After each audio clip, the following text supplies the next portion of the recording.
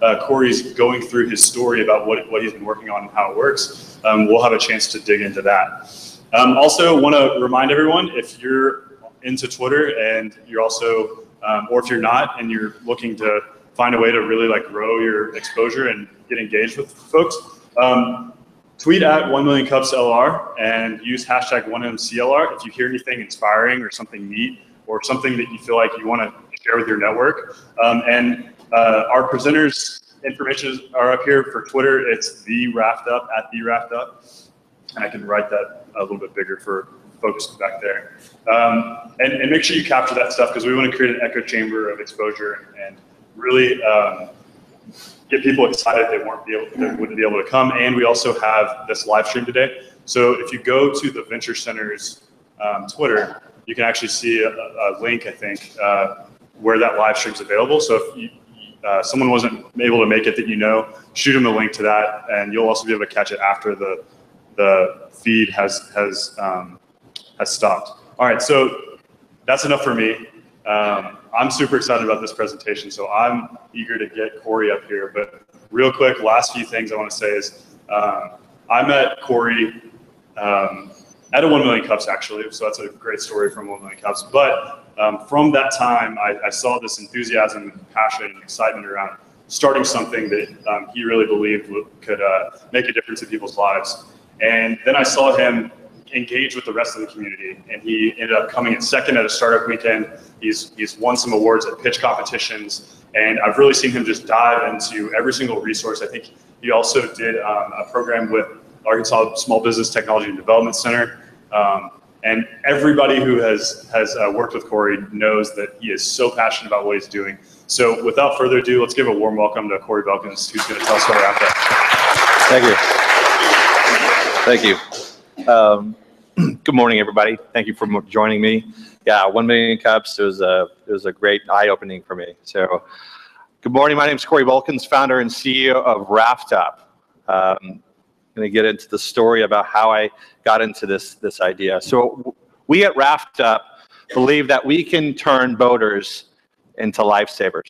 Every single boater with our platform can be turned into a lifesaver, and we'll get into how that can happen, but I think that's pretty profound. So talking about 1 Million Cups, talking about Corey Balkans, how did I get here? You know, everybody has a path to entrepreneurship. My path began in 1994 and working for this man here, John Eastwald. He started Bullshoals Lake Boat Dock in 1972. 42 years later, it's still going strong. Was the hardest working man I've ever known, worked harder than any 16, 14-year-old that was out there. His passion and drive for what he did and what he wanted to do was amazing and apparent, and it really left a mark on me and as an inspiration. In 96 to 2000, I was involved in a program called FIRST. It was a robotics program brought to Arkansas, but started out of New Hampshire by Dean Kamen. He's an inventor. He's created and developed products that saves lives and makes individuals' lives a whole lot better throughout the U.S. and the United States. But also, straight out of high school, was able to get an internship at his R&D company in New Hampshire. 3 days later, after I graduated high school, I was on a plane and I worked for him for 3 summers, right? And I came from Arkansas. There was nobody like that. So it's just pretty amazing. Living with somebody inspired them to hire me to go work with a man like that. I found myself one day on top of his house fixing his internet connection, right? Sitting there going, how did I end up here, right? Pretty amazing. So I always look to him and what he does as an inspiration. So moving on, I took a nice long tour with the University of Arkansas. I think some of us have. I loved college. I loved it enough where I actually enjoyed more of being involved in student programs, and just squeaked out and graduated and somehow inspired somebody at Axiom to hire me, right? And through Axiom, what I've learned there was not only just the passion for technology and showing what technology can do with individuals, but how can it make their lives easier?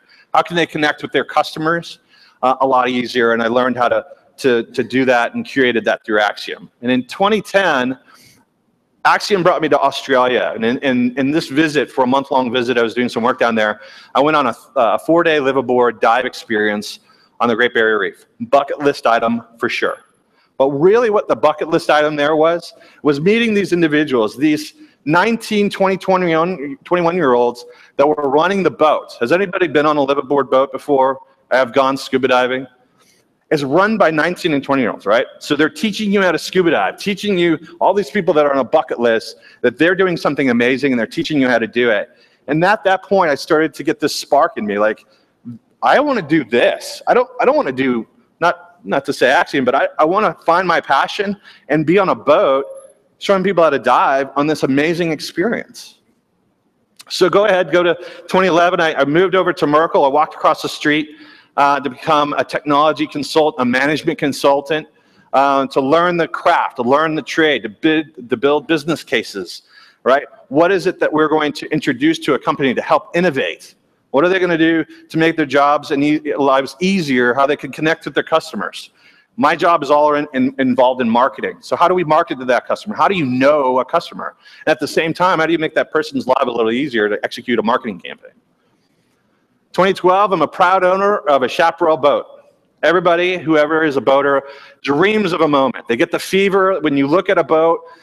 They get this fever and they want to buy it. Well, I drove my wife nuts. She's sitting here. She can probably attest to it. 4 years, I had the manuals on the table. I'm going to buy this boat. I'm going to buy this boat. I'm going to buy this boat. And I bought it.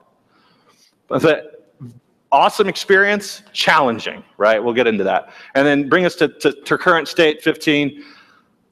I finally just brought all of my knowledge.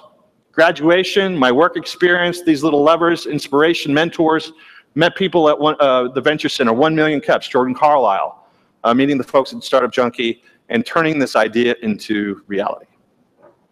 Okay. So passion for what we believe is born from experience. But for a boater, it's tested for the lack of water, right? If you don't have water and you spent all this money and time and effort to get on it, it's really, really unfortunate, right? So in 2013, my wife and I made a decision to move down to Austin, Texas to start a new life there. And we lived literally maybe a block from this location here. And it was next to impossible to get your boat in the water. We are big into boating. We love boating. Lake Travis was more like River Travis. Okay, I had to pay $50 just to get my boat into the water. It was like taking my boat across the moon into the water. I didn't want to pay these expensive slip fees. And then when we got down there, we didn't know anybody in Austin. So where do you go? What marinas should you go to get your boat fixed? Where do you raft up? Where are the party coves at for socialization, right? Where do parents take their kids to a beach? Because it started to turn into all beach pretty soon, right? It was really frustrating. So RaftUp, what is RaftUp? What does it mean to raft up? So there are two things. For us, location-aware social network for recreational boating, meaning if you take your phone out today and open up Google Maps, what does it tell you? It tells you where you're at, what you can find, where you can shop. If you use Waze, it tells you how the traffic is. You can socialize with other individuals, and you can create, hey, there's a hazard there, or there's something else that's going on here, and people can communicate with each other. Well, what we're going to do is just translate that to the water. Right? If you open up your map on Google Maps on the water, it's going to show you your nearest address. It's not going to tell you about these wonderful things about the lake or what's happening there, or if there was a downed tree or a shallow log, or there's a party cove over here, or there's fireworks coming on next week. And where is that? Were there fireworks or those sort of things? But most commonly, it's used among boaters to say, we want to chill, we want to relax, we want to relate. Because when you get a boat, you go on an adventure, but you take people with you. And if you're not taking people with you, you want to share that and go meet those people. Right? So this picture shows something which is pretty amazing. This is an aquapalooza. Anybody familiar with what an aquapalooza is? It is a music concert on the water. Okay? This is one of the world's largest raft ups. I don't know if Guinness has taken it, but basically it's 7,000 plus boats. It's 70,000 people. Look at all these people sitting together, rafting up, connecting, watching music, and enjoying a time on the water, right? We want to get that heartbeat. We want to share that with everyone else, and we want you to be able to follow this body of water and listen to what's going on. Don't follow just Aquapalooza. Follow this water. Find out what's going on there. So how are we going to do that? A little bit of the pitch deck, now a little bit of the story. We're going to connect through 3 principles. Our 3 principles with RaftUp is, how do you get to safety? How do you find an authority? How do you find somebody that's going to help you? Can you just hit an SOS and somebody can be notified? Yes, you could. If you're out on the water and you need to get to help faster, hit an SOS to your app mobile phone device, and people in the community will be notified of where you're at and that you need help. Right? The other thing is authorities. Where are they? Go get them. You can go to an authority. They will know where you're at. Convenience. I think the next principle for us is convenience. How often is it for a boat owner, or me, it's a challenge to find somebody to detail my boat? I have a 30-foot long boat. That's a whole lot of boat to detail, and some days I don't want to do it. And I keep my boat up on Bushels Lake, so I don't have anybody nearby. I need to find somebody that's in Mountain Home, and I can find somebody that trusts.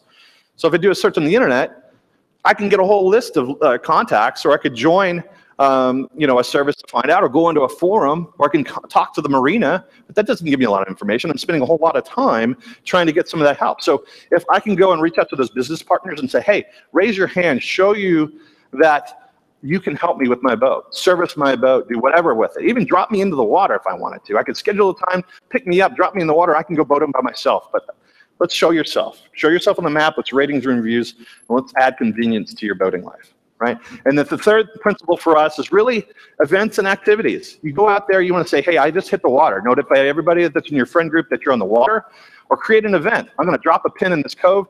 Today it's Corey's Cove. Corey is going to have a party.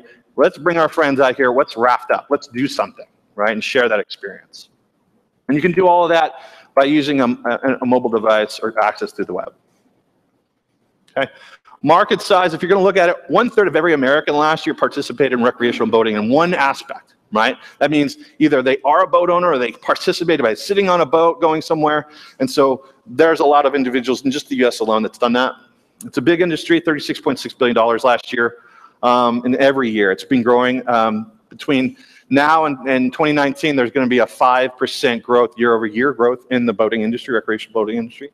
And you can see, obviously, that we're probably missing out some lakes, but primarily you're going to see boating areas near the water, right?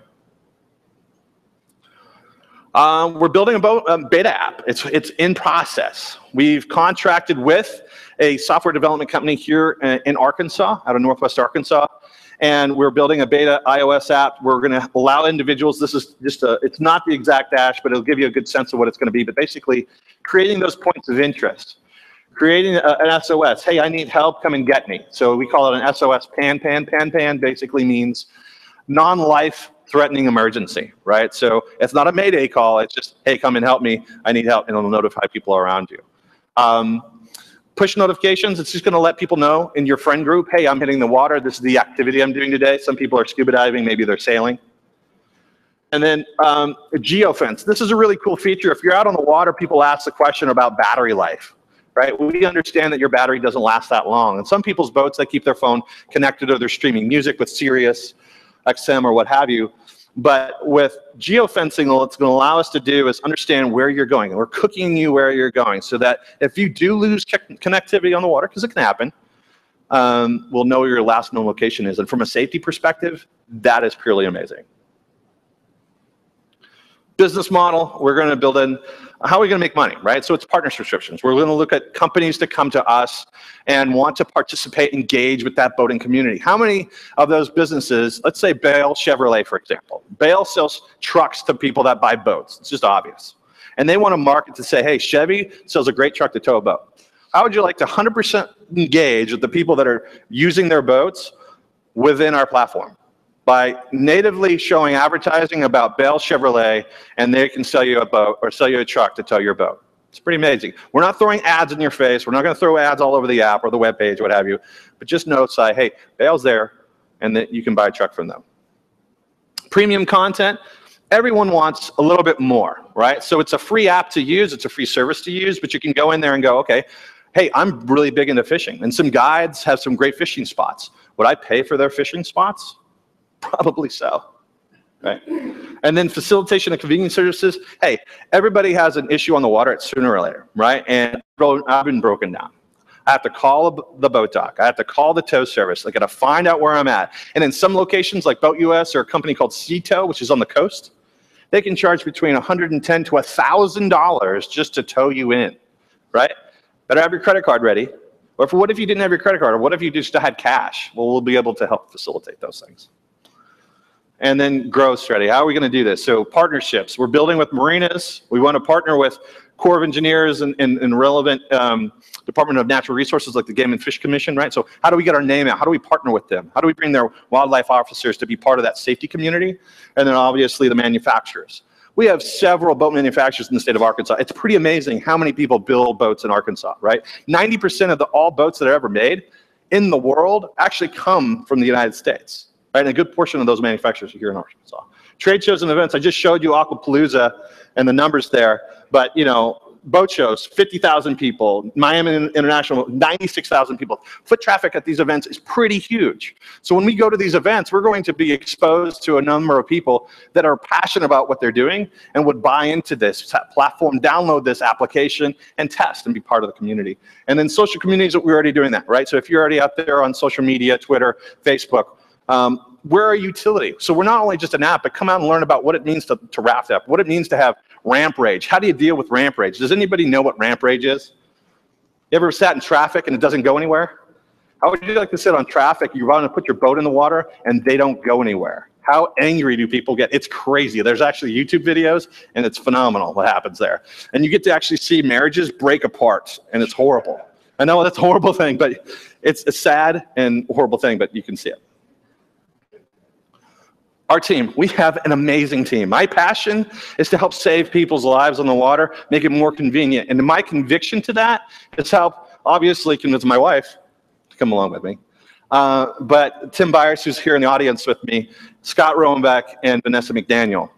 These individuals have a passion. They love boating, but they've signed up and said, sweat equity, for sure. I believe in this idea. I hear ideas all the time. And I'm not willing to give up my day job because that is a safety blanket, everybody. No one just becomes an entrepreneur because it's easy, right? They are putting the extra time and effort with me, and so it's great. All right. I know I probably took way over 6 minutes, but that's it. I'm done. Thank you, everybody. All right. Thank you, Corey. Does anyone have a first question?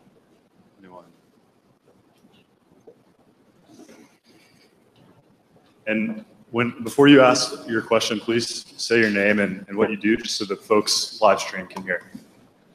Hey, Corey, I'm Joshua Ayers, and I work here in the area as a consultant. It's funny, I'm not a boater, and yet I need your service. Like just a couple of years ago, we're out at Lake Texoma with my family, and my father-in-law is driving the boat in the middle of the lake. Battery dies and we're just stranded. So like I'm not a boater and yet I would have absolutely needed this. How do you think you can reach, so the people who are in the community and like at these trade shows, great, they get it right off the bat. What about for somebody like me who's not an avid boater? Doesn't occur to me that I might need this, and then hey, I'm out in the middle of the lake stranded.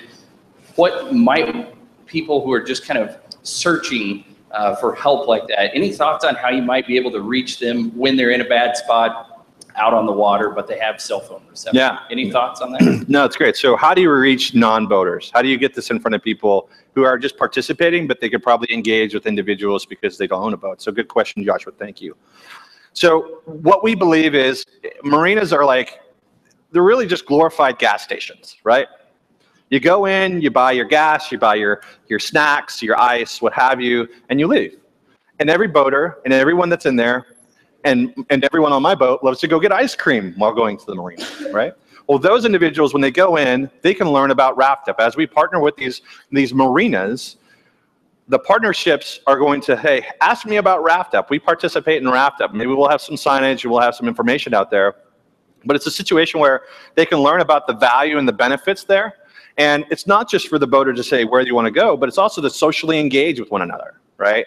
And hey, did you know it's you know, if you think about Yelp, we use Yelp to go find a place to eat. What's a good review of a place to do this?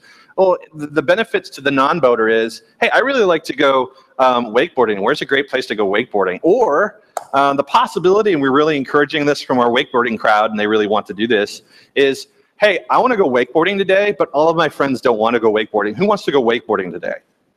Oh, I do. Do you know how to tow a boat? Well, I do. I don't own a boat, but I know how to tow someone. Just following that and being able to get on someone else's boat, I think would be pretty fantastic. And not only that, but the guy that owns the boat that wants to go wakeboarding wants to do that too. So thanks, Joshua.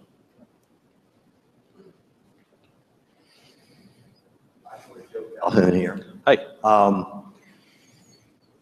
Have you identified what you think is the best method to try to distinguish yourself from all the internet chatter, clutter, and everything else? There's lots of competing, lots of competition for people's eyes and ears. And how are you going to stand out? How do we differentiate? How do we get in front of people to be a social network for boating? Well, the great thing is there really isn't anything, a service like this that's available for boaters today.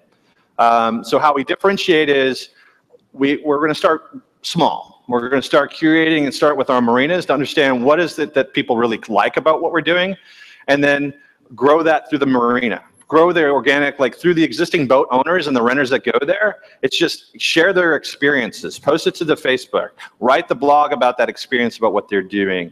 Go to the trade shows and share those experiences, the video about what it takes to go and use RaftUp, be part of RaftUp. Because I think when you're talking about growth and you're talking about adoption, if you have a boat or if you're not, and you go to a marina, they're going to hear about it. A boat dealer that's trying to sell you a boat is most likely going to talk about RaftUp because it's an added value to what they're trying to go and do. So I guess it's just the experiences, sharing those experiences, promoting those experiences at these marinas, at the boat shows, and then partnering with even the safety events, like boating safety and Coast Guard. I think it's just getting the word out about what it is allowing us to do, and I think that's how we're going to try to do that. Did I answer your question? I think. Hey man, Mike Steely. Hey, so tagging on to that, since you're working with Startup Junkie, early on in the process with those guys, they may have already asked it, but what is your unique value proposition? What can you do? Not just the marketing of it to find the people, but what can you do as a company that potential competitors can't? What we can do is create curated points of interest and share those within a map. Competitors today are sharing their boat, like let's say Boat Tracks is a social engagement competitor. It's not really a competitor indirectly. It's for people that own yachts. Okay, so we're not in the yacht market, but they're socially engaging with each other. But what they're doing is they're allowing people to talk about what groceries they need to buy for their yachts. We're not doing that. The safety aspect of hitting an SOS, nobody's doing that today. There is not one technology today when you're on a boat that allows you to do that. You can use a VHF radio or your phone, or you can use something called an EPRB. But what that does is almost an offline experience where you hit EPRB, it's a satellite beacon, it tells people in a call center, this is where you're at, then they're going to come and find you, right? Or you take a phone call, again, you talk to somebody. What this is doing is visually using your phone, everybody's smartphone, or iOS users, and saying, I am right here, this is who I am, here's my profile, come and help me. And visually seeing that within a community, that is the differentiator. Nobody's offering that right now, and we will be offering that service. And it's free. We're not charging you to get safety. We're just exposing that added benefit. And I think that's one of those. On the convenience side, and these are possibilities, because what I've learned in Lean is you don't build it all, you build small and see where it goes from there. But the possibilities with convenience is how many people will be asking for that convenience? I need a tow, can you facilitate that? And that's another one, because there is no boat US towing service. There is no sea tow towing service on our lakes and streams and rivers in the United States. There are on larger ones, but not in the majority. And I think we're differentiating in those three areas. Mike, does that help to answer your question? Thank you. Next question.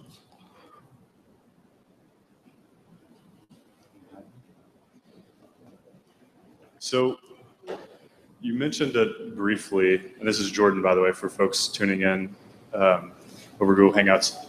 But what are the core things? Like, what do you think the #1 feature is that, like, if you only could build one thing, and like you only had a day to do it, what would be that thing? The one thing that most people want to use this for is going out, creating a location where they're at, and sharing that with their friends, bar none down. Because it gives you two things. It gives your friends or those boating around you, I know where you're at and you're on the water and I can come and find you easily, because I can tell you one thing, driving around to try to find that person when the lake looks the same on every cove is a nightmare, and gas isn't cheap. Two, for the marina. Every marina that uses this for their customers and they create a relationship will know where their boat rental is going. Is it on the shore? Is it broken down? How can I get to my customer quickly and take care of them? So that point of interest, where they're at and what's going on, that's key. And that's how we're gonna build. I have one more question. Does anybody else have a question? Okay.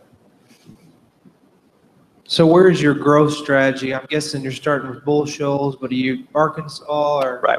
where are you looking? Starting small, so we've created strategic partnerships with Bull Shoals Lake Boat Dock, Jolly Rogers Marina here in Lake Momel locally, but we also have some verbal agreements with other marinas. But yes, Missouri and Arkansas primarily. Oh, and welcome to post-Labor Day. The season's over, right? So we're going to get those hardcore boaters out there, the fishermen, and those friendliest to me to help test it. But our growth strategy is let's test it local. I don't want to fail hugely. I want to fail small. But we are also reaching out to some friends of mine in Sydney, Australia, because their summer is about to turn on, and see if we can test down there. So our growth strategy is let's test in the local community and how we can curate and make sure that points of interest and SOS and all of those features are usable and adoptable. And then what we're going to do is to go off to boat shows and trade shows events, because the boating season starts to ramp back up again in the February timeframe. Actually, there's always boat shows. And we're going to go to those, get the name out, and then Corey Balkans will be calling and visiting every marina in the primary boating markets, which is going to be Florida, the Great Lakes region, and some of the Mid-South. So, all right. Last question I have is the second to last slide you had. You showed your team, and I've been able to talk to you about this idea when it was just you and Aaron, and really it was before you had even really thought about going full time and actually like making this a real thing. Yeah. But since then, you've built up a really awesome team, and I also think that I hear other people talking about how they're excited about what you're doing. So can you give the audience maybe some of your strategic things, or what do you think about when you're meeting with somebody and you're trying to get them to buy into what you're working on, whether it's a team member or maybe it's a potential partner, investor, customer, whatever it is. What are those things that you focus on and think about when you're going into a meeting like that? no, great, good question. Thanks, Jordan. So how do you find and grow a team, an amazing team? Well, and what do you look for when you're sitting down with the person across from you? Yes, they've heard about you. Maybe they want to sit down and they want to participate. But what are the key monikers? And obviously, everybody agrees with this. Find people smarter than you and surround yourself with that. My wife, Amy Moronu, is the smartest person in my household, and she doesn't say that, but she is. Tim Byers is second to that, so Tim is a whole lot smarter than me. Scott Rowenbeck, they're a tie.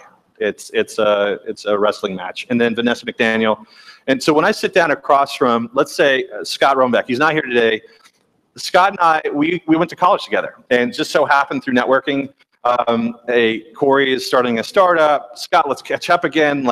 And so we sat down at Flying Saucer, and it was almost like an in-personal interview, right? You're interviewing a friend, but now you got to invite them to come on and do something for free. So how do you do that? Well, first of all, I have a passion for something, and I need to show that passion. Right? What am I driven and what am I trying to do? If I was going to have one number that I was going to represent in RaftUp, and it's not a revenue model, it's not the number of users grown, right? It's how many lives could I possibly save? Right? So does that connect, right? Does that spark something? Do you want to participate in that?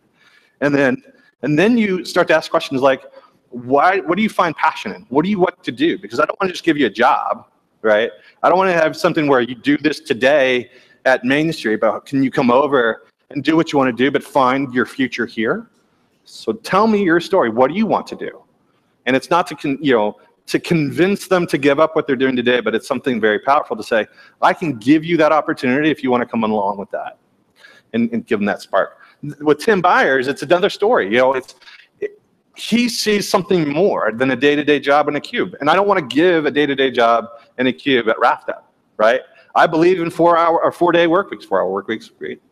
4-day work weeks. I will not work Fridays. I just don't want to do that anymore. There's a different way to doing business. There's a different way of executing and getting things done. And with Tim and I, he understands analytics, business data, and managing individuals. And he's a passionate individual. And we just connected immediately. It was like you could almost just have a conversation, and I totally get what you're saying. It's the same conversation I had with Scott Rowenbeck, right? And again, it's another opportunity to take what you're doing today, do it for free, and then eventually we'll see if we can make money, right? So I think that was some of the things. So it's a long answer, but that gets to it, so thank you. All right, we have time for one more if anyone has one. Questions? All right, last question. Corey, Hunter Riley here with Schlep, North Little Rock native, living in Chicago, starting a business, but just back home for the week. Who do you look at in the app world to replicate some of their features, meaning the hunting equivalent in the app world or the fishing equivalent? Are there people out there that you can take features from and really replicate? For sure, for sure.